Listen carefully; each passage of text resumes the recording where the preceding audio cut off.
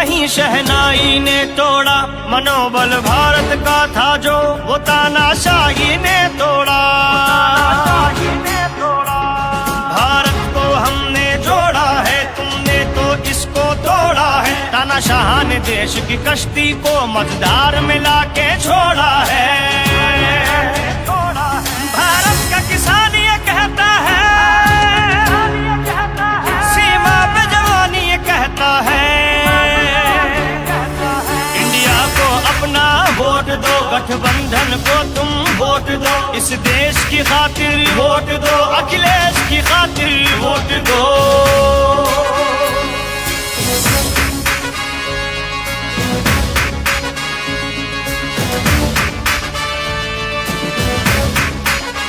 किसी की गुंडागर्दी है, किसी की इज्जत लुटती है, किसी पर दोष साबित है, किसी पर छुरी चलती है। जनता ने मिलके ठाना है, अब संविधान बचाना है। इंडिया का जो है प्रत्याशी बस उसको ही जिताना है। अखिलेश हमारी जान है और देश का सम्मान है। अन्याय को मिलकर चोट दो, अखिलेश यादव, राहुल गांधी, अखिलेश यादव, अन्नू टंडन, अखिलेश यादव, अन्नू टंडन, समाजवादी पार्टी अखिलेश यादव, समाजवादी पार्टी अखिलेश यादव। नौजवान साथियों, वक्त आ गया है अपनी जवानी की गर्मी दिखाने का। बताओ दिखाओगे कि नहीं दिखाओगे? बताओ दिखाओगे कि नहीं दिखाओगे? तो जैसे ही हम सबके महबूब नेता, शानदार नेता, जानदार नेता जैसे ही मंच पर आए तो याद रखना, नारों की बुलंदी वो होनी चाहिए कि दिल्ली की सत्ता भी हिल जाए। हिलाओगे कि नहीं हिलाओगे? हिलाओगे कि नहीं हिलाओगे? समाजवादी पार्टी जिंदाबाद, माननीय अखिलेश यादव जिंदाबाद, जिंदाबाद, अखिलेश यादव, राहुल गांधी, जिंदाबाद, जिंदाबाद, अखिलेश यादव, राहुल गांधी, जिंदाबाद, जिंदाबाद, समाजवादी पार्टी जिंदाबाद, जिंदाबाद, जिंदाबाद, अखिलेश यादव, अन्नू टंडन, जिंदाबाद, जिंदाबाद, अखिलेश यादव, अन्नू टंडन, जिंदाबाद, जिंदाबाद, अखिलेश यादव, अन्नू टंडन, जिंदाबाद, जिंदाबाद, समाजवादी पार्टी जिंदाबाद, जिंदाबाद, जिंदाबाद, नेताजी अमर रहे, अमर रहे, अमर रहे, नेताजी अमर रहे, अमर रहे, अमर रहे, समाजवादी पार्टी जिंदाबाद, जिंदाबाद, जिंदाबाद, साथियों दोनों हाथ ऊपर करके अखिलेश यादव जिंदाबाद, जिंदाबाद, जिंदाबाद, अखिलेश यादव जिंदाबाद, जिंदाबाद, जिंदाबाद, समाजवादी पार्टी के राष्ट्रीय अध्यक्ष, करोड़ों करोड़ों दलितों पिछड़ों की आवाज, हम सब के चाहते पूर्व मुख्यमंत्री आदरणीय अखिलेश यादव जी हम सबके बीच उपस्थित हो चुके हैं। बस चंद पलों में वो मंच पर उपस्थित होने वाले हैं, जिनको सुनने के लिए हम सुबह से इंतजार कर रहे हैं। एक बार पुनः नारा लगा दीजिए, माननीय अखिलेश यादव जिंदाबाद, जिंदाबाद, जिंदाबाद। समाजवादी साथियों, दिखा दो दम। अखिलेश यादव जिंदाबाद, जिंदाबाद, अखिलेश यादव जिंदाबाद, जिंदाबाद, जिंदाबाद, समाजवादी पार्टी जिंदाबाद, जिंदाबाद, जिंदाबाद, अखिलेश यादव जिंदाबाद, जिंदाबाद, जिंदाबाद, अखिलेश यादव जिंदाबाद, जिंदाबाद, जिंदाबाद, समाजवादी पार्टी जिंदाबाद, जिंदाबाद, जिंदाबाद, अखिलेश यादव जिंदाबाद, जिंदाबाद, जिंदाबाद, अखिलेश यादव जिंदाबाद, जिंदाबाद, अखिलेश यादव जिंदाबाद, जिंदाबाद, जिंदाबाद, अखिलेश यादव जिंदाबाद, जिंदाबाद, अखिलेश यादव जिंदाबाद, जिंदाबाद, अखिलेश यादव जिंदाबाद, समाजवादी पार्टी अखिलेश यादव जिंदाबाद, अखिलेश यादव अन्नू टंडन, जिंदाबाद जिंदाबाद अखिलेश यादव अन्नू टंडन, अखिलेश यादव राजेश यादव, जिंदाबाद जिंदाबाद अखिलेश यादव राजेश यादव, जिंदाबाद जिंदाबाद अखिलेश यादव राहुल गांधी, जिंदाबाद जिंदाबाद अखिलेश यादव राहुल गांधी, जिंदाबाद जिंदाबाद समाजवादी पार्टी जिंदाबाद, जिंदाबाद जिंदाबाद नेताजी अमर रहे, अमर रहे अमर रहे नेताजी अमर रहे, अमर रहे अमर रहे समाजवादी पार्टी जिंदाबाद, जिंदाबाद जिंदाबाद अखिलेश यादव जिंदाबाद, जिंदाबाद जिंदाबाद अखिलेश यादव डिंपल यादव, जिंदाबाद जिंदाबाद अखिलेश यादव अन्नू टंडन। जिंदाबाद जिंदाबाद अब मैं इंडिया गठबंधन से लोकसभा प्रत्याशी श्रीमती अन्नू टंडन जी से निवेदन करूंगा,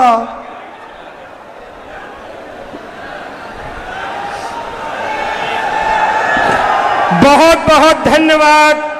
आज उन्नाव की सरजमी पर हमारे सरताज समाजवादी पार्टी के राष्ट्रीय अध्यक्ष, उत्तर प्रदेश के पूर्व मुख्यमंत्री परम आदरणीय माननीय अखिलेश यादव जी का उन्नाव की धरती पर, उन्नाव की जनपद वासियों सर, आप सब लोग तालियां बजाकर माननीय राष्ट्रीय अध्यक्ष जी का स्वागत करें। आज बहुत ही खुशी की बात है, हमारे आदर्श और समाजवादी पार्टी के मुखिया हम सब लोगों के बीच में पधारे हैं। आप सब लोग 11 बजे से उनको सुनने के लिए कड़ी धूम में खड़े हैं, इसलिए मैं आपका बहुत बहुत धन्यवाद करता हूं। राष्ट्रीय अध्यक्ष जी माननीय अखिलेश यादव जी का हार्दिक स्वागत, वंदन, अभिनंदन करता हूं। अब मैं ज्यादा देर न करते हुए आपके बीच में लोकसभा की प्रत्याशी आदरणीय अन्नू टंडन जी को आमंत्रित करता हूं कि वो आए, आप सब लोगों के सामने अपना पक्ष रखें। आदरणीय अन्नू टंडन जी।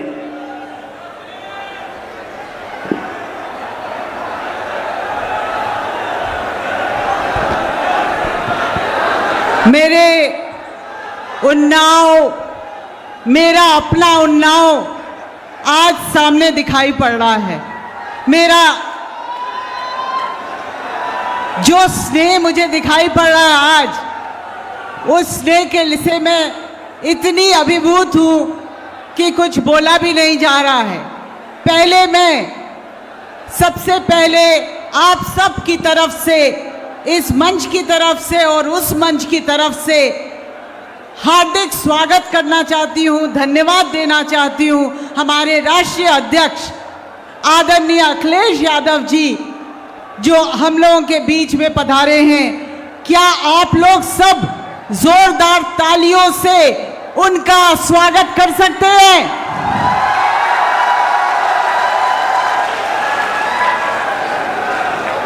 मुझे आप लोगों के बीच में कुछ ज़्यादा नहीं कहना, क्योंकि रोज ही आपसे बात होती है, लेकिन कुछ बातें मैं अपने अध्यक्ष जी के सामने कहना चाहती हूँ।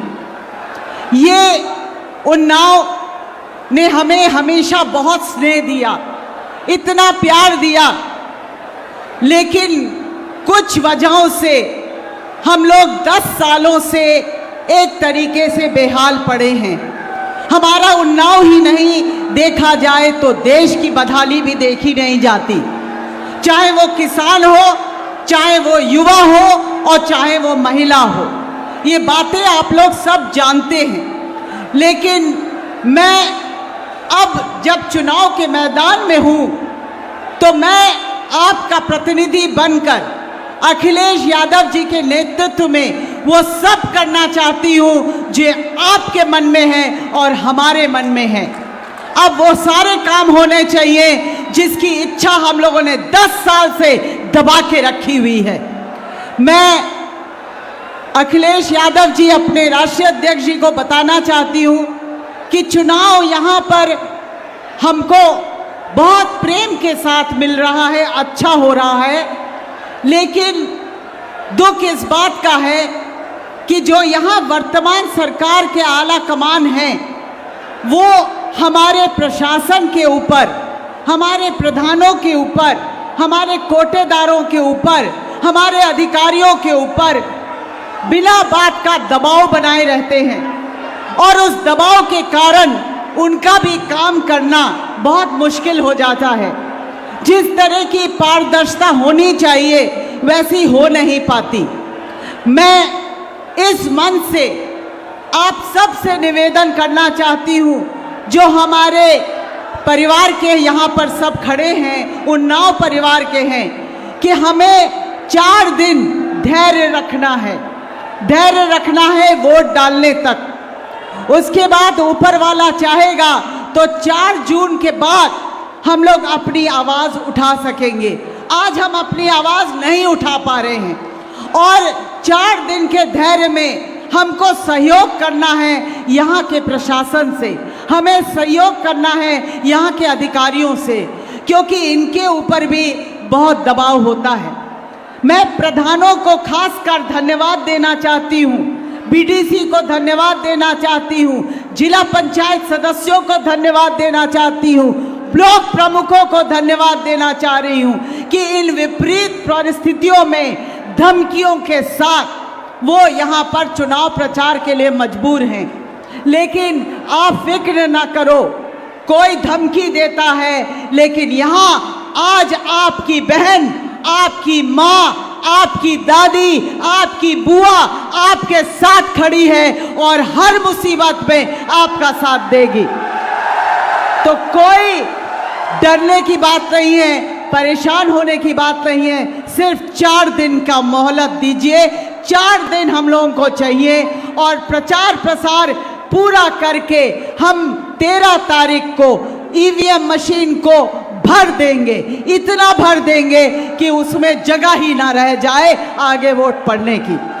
मैं आप सब की तरफ से आश्वासन देना चाहती हूँ अखिलेश यादव जी, हमारे राष्ट्रीय अध्यक्ष, इस देश के नेता को, कि आप आगे बढ़िए, आपका उन्नाव आपके पीछे खड़ा है। मैं उन्नाव पूर्णतः नेताओं सहित आपका स्वागत करती है और आपके संघर्ष में आपके साथ खड़ी है। देश का संविधान बचाना जरूरी है, देश का लोकतंत्र बचाना जरूरी है। देश का जो प्रजातंत्र है जो कमज़ोर हो रहा है, उसकी वजह ये हो गई है कि आज प्रजा कमज़ोर हो गई है, अपनी आवाज़ नहीं उठा पा रही है। प्रजातंत्र मजबूत होगा तो हमारी प्रजा की आवाज़ मजबूत होगी, हमारे मौलिक अधिकार हमको मिलेंगे। बहुत बहुत धन्यवाद। आप सब इतनी गर्मी में यहाँ पर सब मौजूद रहे। जो मंच पे हमारे सभी नेता बैठे हैं उनका मैं नाम विस्तार से नहीं लेना चाहती, क्योंकि आप सब उनको जानते हैं, लेकिन मैं चाहती कि बाहर हमारे कई नेता ऐसे खड़े हैं जिनको आज अंदर आने की आज्ञा नहीं रही। डी इतना बड़ा है, जगह तो है, लेकिन वो डी में यूज़ हो गया है। ये हमारे अपने अध्यक्ष जी की सुरक्षा के खातिर है, तो इसलिए उस सुरक्षा का ध्यान रखते हुए हम क्षमा चाहते हैं उन नेताओं से जिन्होंने धूप में खड़े होकर अपने राष्ट्रीय अध्यक्ष जी का स्वागत करने के लिए अपना इंतजार किया। और मैं उन सभी यहाँ पर हमारे भाइयों से क्षमा चाहती हूँ कि हमारा ये जो तैयारी थी वो तैयारी थोड़ी कम पड़ गई और तादाद कुछ ज़्यादा आ गई। और एक चीज़ और हो गई कि कुछ हमारे सूर्य भगवान ज़्यादा आज कठोर दिख रहे हैं, लेकिन इसको मैं मानती हूँ ये चुनाव और जीत की गर्मी है, जीत की गर्मी है, जीत की गर्मी है। बहुत बहुत धन्यवाद। जय हिंद, जय भारत, जय समाजवाद, जय भीम, जय उन्नाव।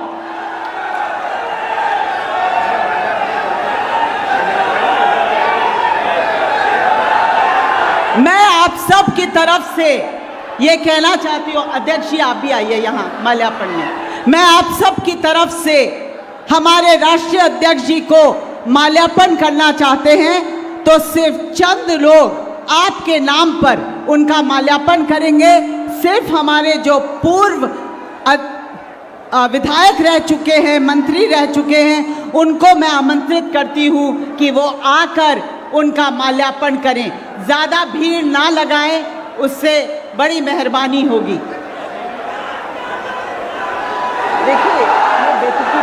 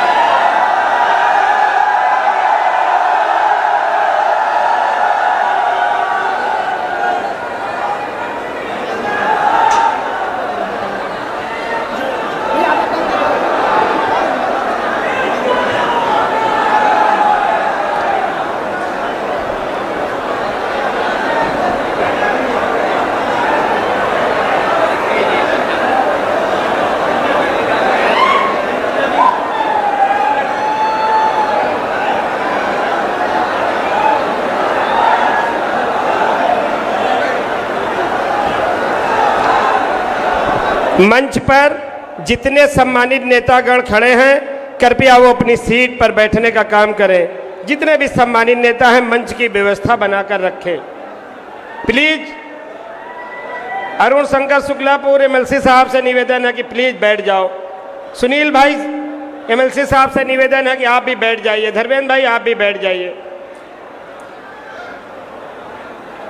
मैं समाजवादी पार्टी के राष्ट्रीय अध्यक्ष जी को बहुत बहुत शुभकामनाएं देना चाहता हूं कि कल आपने उत्तर प्रदेश में समाजवादी पार्टी का प्रदेश अध्यक्ष माननीय श्यामलाल पाल जी को नियुक्त किया, इसलिए आपको बहुत बहुत शुभकामनाएं, बहुत बहुत बधाई। सब लोग तालियां बजा के बधाई दीजिए।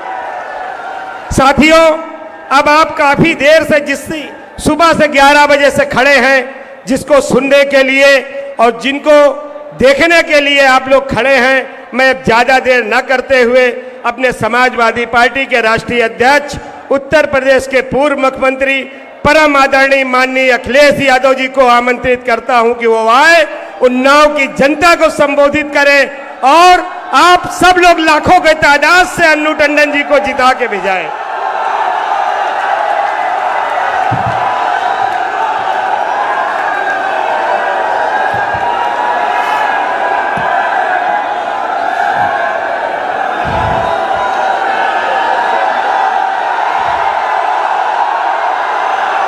पार्टी के हमारे अध्यक्ष, समाजवादी पार्टी के जिले के अध्यक्ष राजेश यादव जी, हमारे आपके समाजवादी पार्टी इंडिया गठबंधन की प्रत्याशी श्रीमती अन्नू टंडन जी, मंच पर उपस्थित अरुण शंकर शुक्ला जी, सुनील सिंह साजन जी, उदयराज यादव पूर्व विधायक जी, सुधीर रावत पूर्व मंत्री, बदलू खां साहब, सुंदरलाल लोधी जी, सुंदरलाल कुरील जी, राजकुमार निषाद, राम कुमार निषाद जी, अशोक सिंह जी, हरि प्रसाद कुरील जी, श्रीमती आरती वाजपेयी कांग्रेस पार्टी के जिलाध्यक्ष, अकमल जुनेद जी जिलाध्यक्ष आप पार्टी, श्री मुन्ना अलवी, अंकित परिहार, डॉक्टर आचल वर्मा, डॉक्टर अभिनव कुमार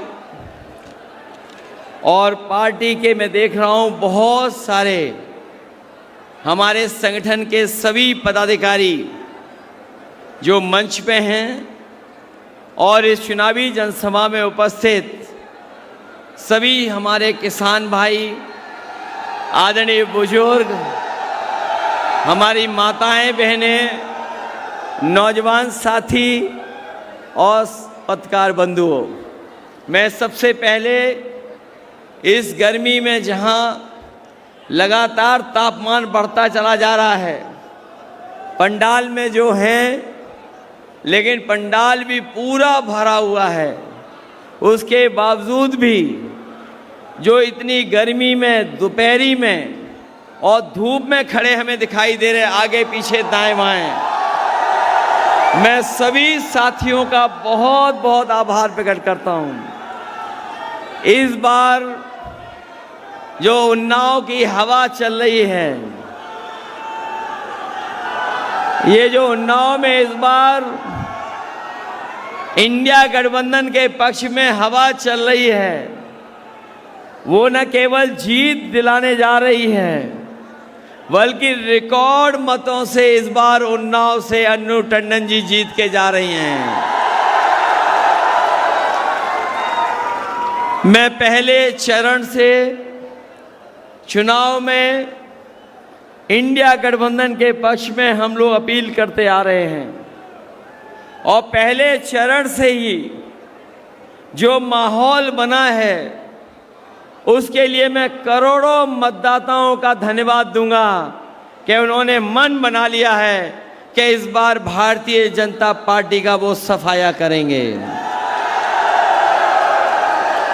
जहां भी हम लोग जा रहे हैं, बड़े पैमाने पे जन समर्थन मिल रहा है, और ऐसा जन समर्थन शायद पहले लोकसभा में नहीं मिला था।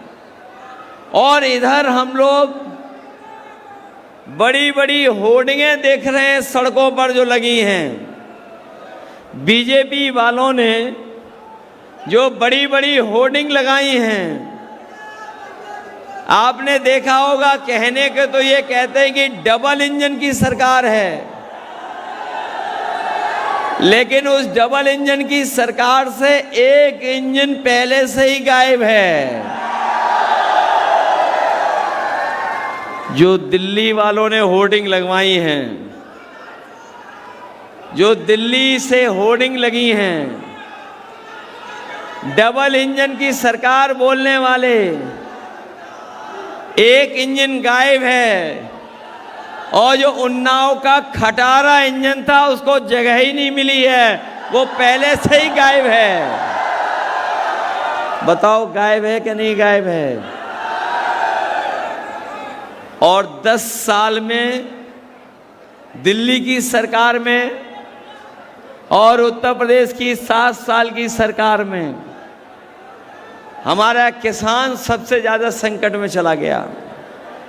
जिस किसान को भारतीय जनता पार्टी ने ये कहा कि किसानों की आय दोगुनी हो जाएगी, यहाँ पर किसान भाई मौजूद हैं, उनके परिवार के लोग भी हैं, कोई बता दे कि किसी भी फसल की किसानों को आय दोगुनी मिल गई हो।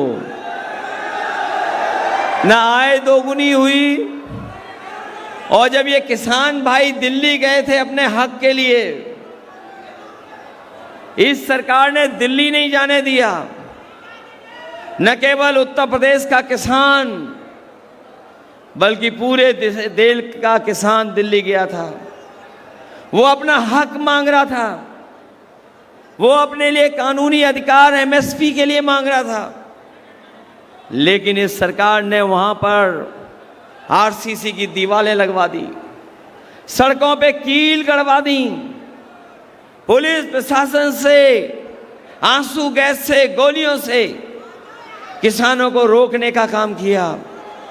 किसान वहां धरने पे बैठा रहा, सालों साल बैठा रहा, किसान शहीद हो गए 1000, लेकिन किसान पीछे नहीं हटा। जब सरकार ने 3 काले कानून वापस लिए थे, तब जाकर के किसान वापस हुआ था। और आज भी किसान उम्मीद लगा करके बैठा है कि उसको एमएसपी मिल जाएगी, पर यह सरकार एमएसपी उनको फसलों की नहीं दे रही है। हम अपने किसान भाइयों को कह के जा रहे हैं, ये आपकी पुरानी मांग रही है, और तभी हमारा किसान खुशहाल होगा जब उसको हर फसल की एमएसपी मिल जाए। हम अपने किसान भाइयों को भरोसा दिलाते हैं, आने वाले समय में समाजवादी पार्टी और इंडिया गठबंधन की सरकार बनने जा रही है। अपने किसानों को एमएसपी का कानूनी अधिकार दिलाने का काम हम लोग करेंगे। न केवल कानूनी अधिकार दिलाएंगे एमएसपी के लिए, बल्कि अपने किसानों के साथ जो धोखा हुआ है। आपने पढ़ा होगा अखबारों में, आपको जानकारी होगी, बीजेपी के लोगों ने बड़े बड़े उद्योगपति, बड़े बड़े लोगों का कर्जा माफ कर दिया। जो बैंकों से कर्ज माफ हुआ है वो 16 लाख करोड़ माफ हुआ है। और जब नियम बनाया सरकार ने, तो सरकार ने ये नियम बनाया था कि जिन लोगों का बैंकों पर कर्ज 5 करोड़ से ऊपर है उनका कर्ज माफ होगा। इस कानून के और नियम बनाने से हमारे किसान जो लाखों लाख रुपए लेते हैं, कोई 1000 रुपया लेता है बैंक से कर्ज, कोई लाखों में लेता है, उनका कर्ज माफ नहीं हुआ। बड़े बड़े उद्योगपतियों का कर्ज माफ हो गया। हम अपने किसान भाइयों को, गांव में रहने वाले लोगों को और गरीबों को कह के जा रहे हैं, आपका जो कर्ज बैंकों पर है, इंडिया गठबंधन समाजवादी सरकार बनेगी, वो कर्ज माफ हो जाएगा। आपको कर्ज माफ करने का काम करेंगे। जहां इस सरकार ने किसानों को धोखा दिया, वहीं बताओ नौजवान साथियों, आपके भविष्य के साथ इस सरकार ने खिलवाड़ की है कि नहीं की है?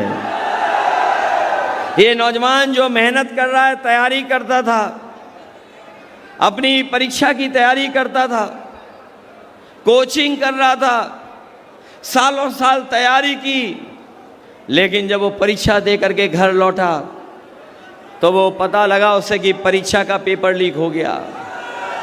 वो निराश होकर घर बैठ गया। जिन नौजवानों ने अभी पुलिस भर्ती की नौकरी के लिए परीक्षा दी होगी, इस सरकार ने कहा कि हम लाखों लाख लोगों की परीक्षा करा लेंगे। हमारा नौजवान 2 दिन परीक्षा लिखा, लेकिन जब वो घर पहुंचा तो उसे पता लगा कि पेपर पहले ही लीक हो गया था। उसे मजबूरी में सड़क पे आना पड़ा, और जब नौजवान सड़क पे आया तो इस सरकार के पास कोई रास्ता नहीं था, पेपर रद्द करना पड़ा। बताओ नौजवान साथियों, आपकी हर परीक्षा का पेपर कैंसिल हुआ कि नहीं हुआ? ये पेपर लीक करा रहे कि नहीं करा रहे? और कोई 1-2 परीक्षा का पेपर लीक नहीं हुआ है, 10 से ज्यादा परीक्षाओं के पेपर लीक हुए हैं। बताओ लीक हुए कि नहीं लीक हुए हैं? और अगर हम केवल यही हिसाब किताब लगा लें कि 60 लाख नौजवान जो परीक्षा लिख करके आए थे, जिनका पेपर लीक हुआ, उनके परिवार के 2 सदस्यों को जोड़ दें, माँ बाप को, अगर एक परिवार के 3 लोग जो इस सरकार से पेपर लीक की वजह से नाराज हैं, अगर हिसाब लगा लें तो 60 लाख बच्चों के भविष्य से इस सरकार ने खिलवाड़ की है। तो अगर हम 60 लाख का गुणा 3 में कर दें तो बताओ 1 करोड़ 80 लाख होता है कि नहीं होता है? और यही 1 करोड़ 80 लाख अगर हम 80 लोकसभाओं से भाग दे दें तो भारतीय जनता पार्टी का हर लोकसभा से 2,25,000 वोट कम हो गया। ये पेपर लीक वाले ही, यही नौजवान इस बार इनका सफाया कर देंगे।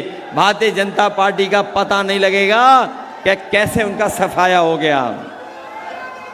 बताओ नौजवानों, धोखा मिला कि नहीं मिला सरकार में? न केवल नौकरियों के पेपर लीक से धोखा मिला है, बल्कि हमारा नौजवान जो फौज में जाना चाहता था, जो फौज की नौकरी करना चाहता, जो पक्की वर्दी पहनना चाहता था, बताओ ये आधी अधूरी नौकरी से उसके भविष्य की खिलवाड़ इन्होंने की है। मैं अपने तमाम नौजवानों को भरोसा दिला के जा रहा हूं कि जो फौज में पक्की नौकरी करना चाहते हैं, समाजवादी सरकार और इंडिया गठबंधन की सरकार बनेगी, आपकी अग्नि व्यवस्था खत्म कर करके जो पहले जैसी व्यवस्था थी फौज की, वैसी पक्की नौकरी दिलवाने का काम करेंगे। अभी तो फौज की 4 साल की नौकरी हुई है। ये हमारे खाकी वर्दी वाले भाई लोग भी कभी कभी हम लोगों से नाराज हो जाते हैं। अभी तो अग्निवीर 4 साल की हुई है नौकरी। ये खाकी वर्दी वाले भी कभी कभी डराते हैं आपको।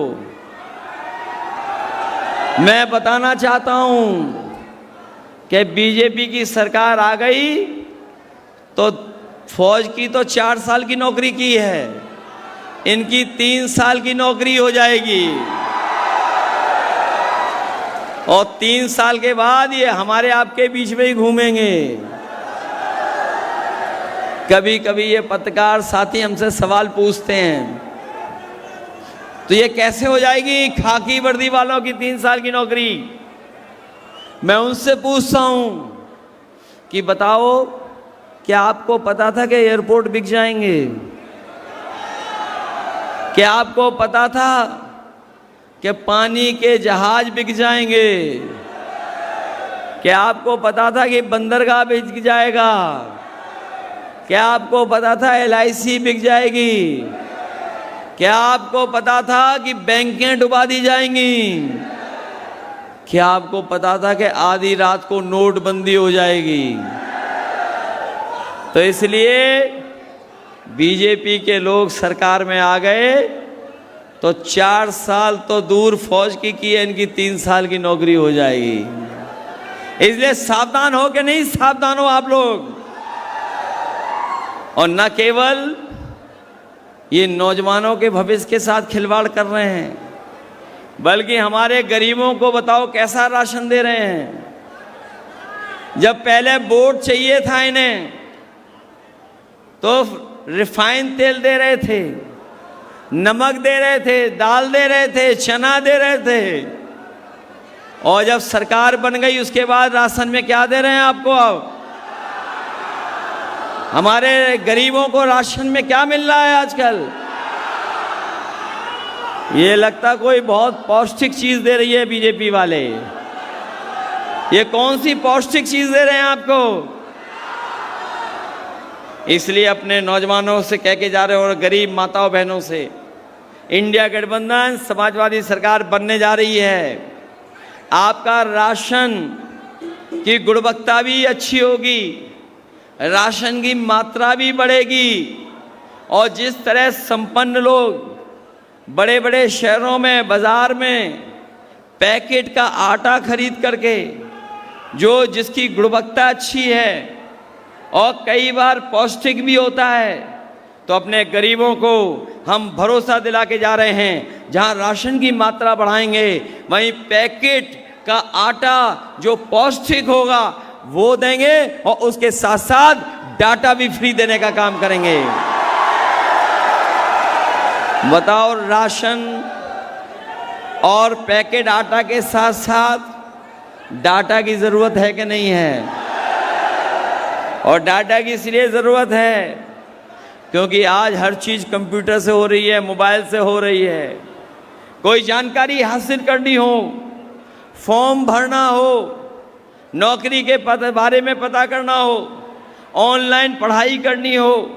मुझे याद है जब कोरोना के समय पर सब स्कूल कॉलेज बंद हो गए थे, जब ऑनलाइन पढ़ाई हो रही थी, तो संपन्न परिवार के लोगों के बच्चों का किसी का भविष्य और किसी का साल नहीं खराब हुआ, केवल हमारे गरीब परिवार के बच्चों का 1 साल और 2 साल चला गया। इसलिए हम समाजवादी लोग कह रहे हैं कि जिस तरीके से हम लोगों ने लैपटॉप बांटा था, उसी तरीके से आपको इस बार डेटा फ्री देंगे और पौष्टिक आटा भी अपने गरीबों को देंगे। ये सरकार भी बड़ी कमाल की सरकार है। हम लोगों ने लैपटॉप दिया इतना बड़ा, उसकी भी नकल कर ली इन्होंने। हमारा जब लैपटॉप दिया हुआ कोई भी चलाता होगा, जहां आज भी चल रहा होगा, बताओ उसमें नेताजी हम लोग दिखाई देते हैं कि नहीं दिखाई देते हैं? हम लोगों ने लैपटॉप दिया बड़ा, इन्होंने छोटा कर दिया। बताओ इनका कैसा है? रद्दी दिया कि नहीं दिया? रद्दी और उसमें उंगली घिसते रहो, चलता ही नहीं है। बताओ वो चलता है क्या? समाजवादियों ने जो एम्बुलेंस दी थी इन्होंने खराब कर दी। जो गांव-गांव जाती थी, गरीब माताओं बहनों सबको गांव से अस्पताल जाना होता था, पहुंच जाते थे, जल्दी आ जाती थी एम्बुलेंस। आप बताओ जब फोन करते हो तो कब एम्बुलेंस पहुंचती है? और अगर एम्बुलेंस आ भी गई तो बताओ इस अस्पताल में क्या इलाज मिल पा रहा है आपको? बताओ दवाइयां मिल पा रही हैं क्या? और हम तो दावे के साथ कह के जा रहे हैं, इस बीजेपी की सरकार ने, दिल्ली और लखनऊ वालों ने एक भी जिला अस्पताल ऐसा नहीं बनाया जहां गरीब का पूरा इलाज हो जाए। आज भी गरीब का इलाज नहीं हो पा रहा है, ऐसी सरकारें हैं। और इलाज तो दूर, बताओ महंगाई हो गई कि नहीं हो गई दवाइयों की? पहले जो दवाई आती थी, बताओ दवाइयां महंगी हो गई कि नहीं हो गई? अगर बाजार में जाओगे और हिसाब किताब लगा लेना, 2014 के समय पर दवाई की कीमत क्या थी और आज दवाइयों की कीमत क्या है। जो नौजवान हमारे मोटरसाइकिल पर चलते होंगे, याद करो 2014 में, उससे पहले मोटरसाइकिल कितने रुपए की आती थी? कितने रुपए की आती थी? 50 या 60 हजार की। और आज बताओ मोटरसाइकिल कितने की आती है? पहले साइकिल कितने की आती थी और आज साइकिल कितनी हो गई? और जो बड़ी बड़ी गाड़ियां हैं वो कितनी महंगी हो गई? ये महंगी हो गई नहीं हो गई? और देखिए महंगाई और बोरी की चोरी इन्होंने पता है कहां से सीखी है? पार्ले जी के बिस्किट के पैकेट से। हमारे पुराने लोग जानते होंगे। बताओ पार्ले जी का बिस्किट पैकेट कितना बड़ा आता था पहले? पहले बड़ा आता था, और जैसे जैसे महंगाई हुई और मुनाफा कमाते रहे, बताओ पैकेट कितने का हो गया? छोटा हो गया पैकेट कि नहीं हो गया? अब कितने पैकेट में बिस्किट आते हैं? ये बीजेपी की सरकार आ गई तो पैकेट में एक ही बिस्किट निकलेगा, दूसरा बिस्किट नहीं निकलेगा। आपकी बोरी से चोरी हुई कि नहीं हुई?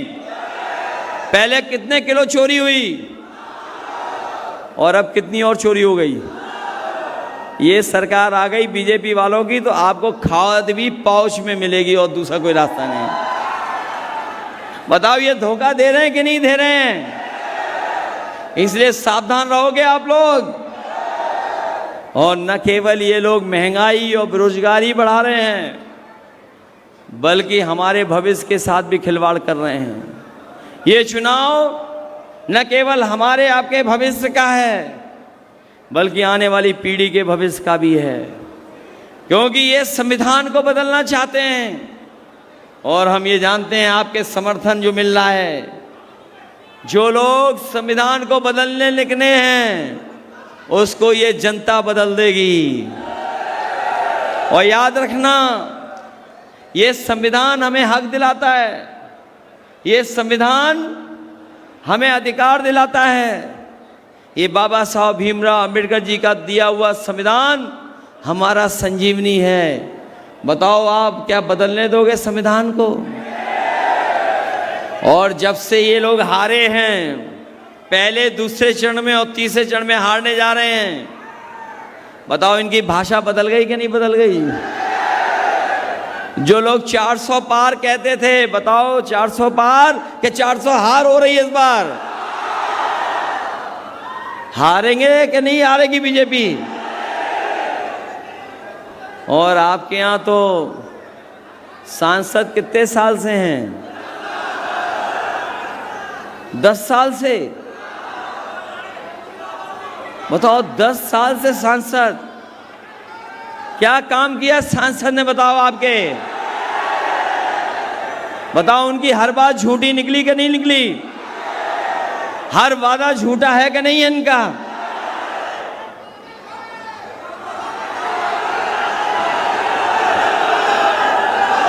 इसलिए हराइए इनको। और अभी मैं दिल्ली गया था, ऐसे ही सांसदों के लिए हमें एक गाना मिला है,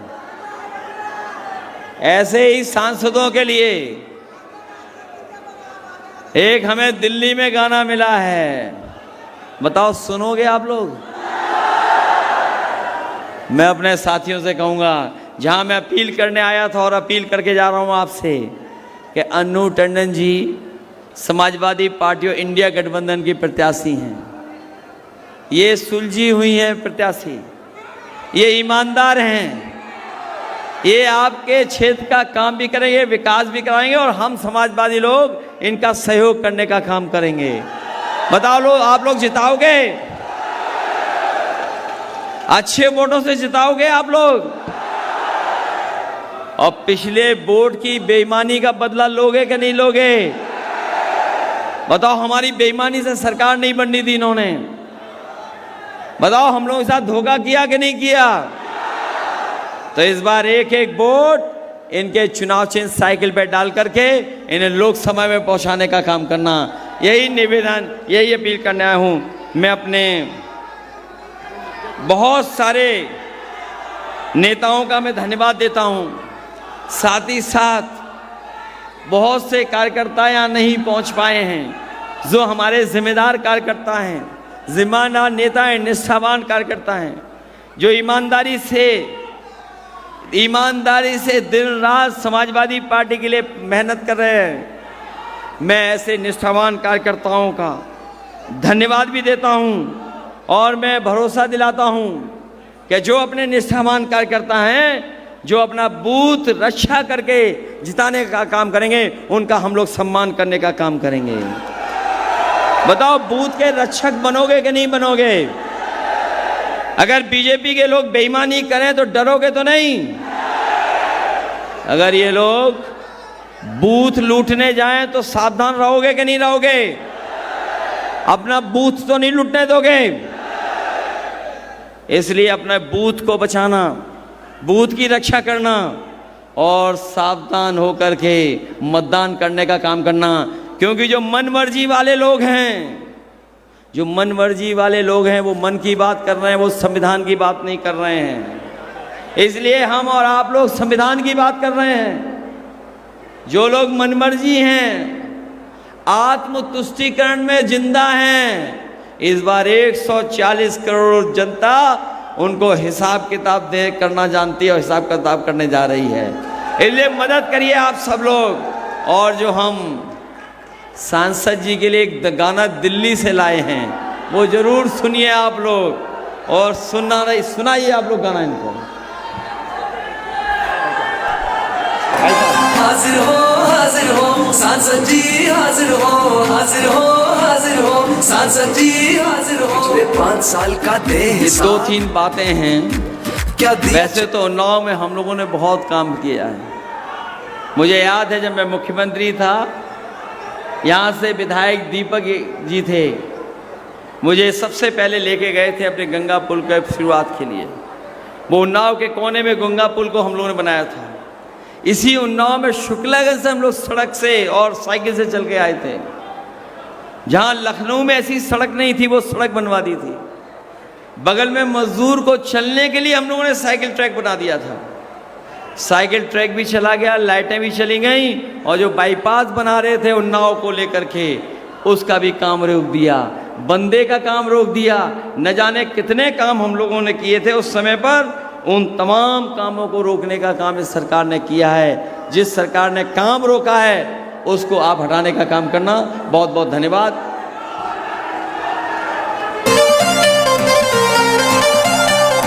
हाजिर हो सांसद जी, हाजिर हो सांसद जी, हाजिर हो। पिछले 5 साल का दे हिसाब, क्या दिया क्षेत्र को दे जवाब। बहुत हुए प्रचार के किस्से, क्या सच में आया जनता के हिस्से। सांसद जी आकर बदलाओ, नहीं तो वापस फिर ना आओ, नहीं तो वापस फिर ना आओ, नहीं तो वापस फिर ना आओ। हाजिर हो सांसद जी, हाजिर हो सांसद जी हाजिर हो। किसान को भूले वोट को लेकर, आय दुगनी का हाँ जुमला देकर, छुट्टा पशुओं ने किया नाक में दम, करी यूरिया बोली से कम, मजदूर की तुमने मजदूरी मारी, डरी सहमी सी हर लड़की नारी, बिन बिजली के अरे खड़ा है खंबा, बिन पानी के नल का बम्बा, जेब भरी पर भरा न गड्ढा, बिन दवा इलाज पर जानी दद्दा, दुगना हुआ महंगाई से खर्चा, लीक हुआ एग्जाम का पर्चा, बेरोजगारी और बेकारी, लेकिन नौकरी भी गई है हमारी, है भ्रष्टाचार का बोलबाला, कारोबार पे। तो समाजवादी के सुनो जवानों, परिवर्तन होने वाला है। हर बटन दबा दियो साइकिल की सुल्तान बदलने